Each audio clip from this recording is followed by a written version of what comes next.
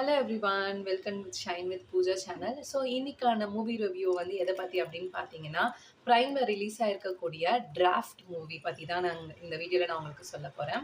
இந்த டிராஃப்ட் அப்படின்ற மூவி வந்து ஒரு ஹாரர் மூவியாகவும் நீங்கள் கன்சிடர் பண்ணலாம். அண்ட் நிறைய சஸ்பென்ஸ் நிறைய இருக்கும். லைக் இந்த மூவியோட ஜேர்னரே வந்து ஒரு மாதிரி டிஃப்ரெண்ட்டாக போயிட்டுருக்கும். ஒரு 5 காலேஜ் ஸ்டூடெண்ட்ஸ் வந்து அவங்களோட ஓல்டான ஒரு வில்லாக்கு வந்து போகிறாங்க. அங்கே வந்து நிறைய சிச்சுவேஷன்ஸ் வந்து அவங்க என்னென்னலாம் ஃபேஸ் பண்றாங்க. அண்ட் வந்து அங்க என்னெல்லாம் இன்ட்ரஸ்டிங்கா நடக்குது. ஃபைனலா வந்து அவங்க சர்வைவ் ஆகுறதுக்கு வந்து எந்த மாரியான வழிய வந்து அவங்க வந்து யோசிச்சு அவங்க வந்து அதுக்கு ஓவர் கம் பண்றாங்க. இந்த படத்துல ஒரு மெயின் ட்விஸ்ட் இருக்கு. அது நான் உங்ககிட்ட சொல்லல. நீங்க வந்து படத்த பார்த்து தெரிஞ்சுக்கோங்க. அது வந்து நீங்க வேற எங்கேயுமே பார்த்திருக்க முடியாது. எந்த ஹாரர் மூவிலயுமே நீங்க அந்த ட்விஸ்ட் பார்த்திருக்க முடியாது.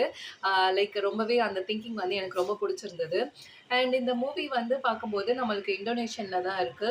ஸோ சாரி, தமிழ் டப்ல இல்ல.